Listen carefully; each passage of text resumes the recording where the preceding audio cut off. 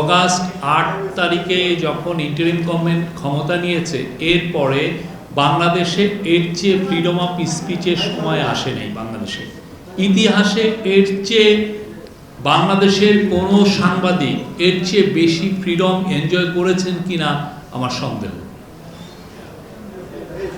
আমরা কাউকে, আপনারা দেখেন না, আপনারা যে রাতের বেলা দেখেন হাজার হাজার বক্তব্য, মানে আমি বলবো যে ডজনকে ডজন বক্তা বিভিন্ন কথা বলছেন, অনেকে মিথ্যা কথা পর্যন্ত বলেন। আমরা তো কাউকে মুখ বন্ধ করি না। অনেকে মিথ্যা নিউজ ছড়ান, আমরা কাউকে যে ফেসবুকটা তার ফেসবুকের অ্যাকাউন্টটা বন্ধ করি না। অনেকে আজে বাজে কথা বলেন, অনেকে মিথ্যা নিউজ শেয়ার করেন। কেউ শুনেছেন যে আমরা তার বিরুদ্ধে নেমেছি, আমরা কোনো ধরনের তার নিউজের তার ফ্রিডমটাকে কাটেল করেছি, অথচ আমাদের কিন্তু যথেষ্ট গ্রাউন্ড ছিল এই কাজগুলো করার। কিন্তু তারা কি করেছে, এই ডিজিটাল সিকিউরিটি অ্যাক্ট করে পুরো বাংলাদেশকে মুখটা বন্ধ করতে চেয়েছে। আমরা কি করেছি, আমরা সেই লটাকে স্ক্র্যাপ করেছি, আমরা নতুন একটা ল করছি এবং আপনারা নিশ্চিত থাকেন এতে আপনার রাইটসটা প্রোটেক্টেড থাকবে। অ্যাট দ্য সেম টাইম আমরা যারা ভালনারেবল গোষ্ঠী সবার তাকে যেন আমরা প্রোটেকশন দিতে পারি সেটাও বন্দোবস্ত থাকবে।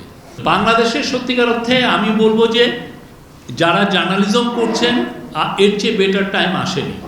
আমরা কারো মুখ বন্ধ করছি না, আমরা কারো কলম ভেঙে ফেলছি না, আমরা কারো প্রিন্টিং পেজ যে সিলগালা করছি না, যে না সেই আগের চেয়েও খারাপ অবস্থা, 3 জন সাংবাদিকের চাকরি চলে গেছে, অতএব আগে কি এই ঘটনাটা ঘটেছে। ভাই 3 জন সাংবাদিকের চাকরি তো আমরা খাই নাই। আপনারা সাংবাদিক যারা আন্দোলন করছেন, আপনারা যারা এই যেই সমস্ত টিভি স্টেশন এই 3 জন সাংবাদিকের চাকরি খেলেন, ওইখানে বাইরে যে আপনারা প্রোটেস্ট করেন না। আমরা কারো কোনো সাংবাদিকের চাকরি খাচ্ছিও না, কারো আমরা জব দিচ্ছিও না। সব করা হচ্ছে এই অপতথ্য এবং এইটার সাথে যুক্ত। এটা তো আগে আমরা দেখতাম যে এটা ডোমেস্টিক্যালি এটা হচ্ছে, এখন দেখা যাচ্ছে একটা ফরেন মিডিয়াও এটার সাথে জড়িত, ভয়াবহভাবে জড়িত। প্রতিদিন তারা মিথ্যা নিউজ দিচ্ছে, একটা দিন নাই, প্রতিদিন 10টা 5টা, অনেকে এটা বিশ্বাসও করছেন।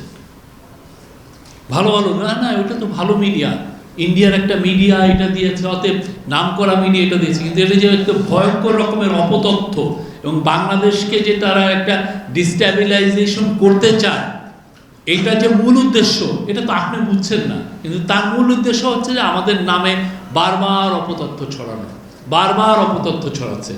আমরা এই যে 5 জুলাইয়ে সবচেয়ে বড় চ্যালেঞ্জের শিকার হয়েছি হচ্ছে এই অপতথ্য নিয়ে। এবং এটার সাথে 2টা ফোর্স, একটা হচ্ছে যে ইন্ডিয়ান মিডিয়া একটা বড় রকমের অপতথ্যর সোর্স, আর একটা হচ্ছে আওয়ামী লীগের লোকরা। এরা সব এক হয়েছে এবং এতে তো অনেক টাকা, তারা মিলিয়ন বিলিয়ন ডলার নিয়ে তারা বসে আছে।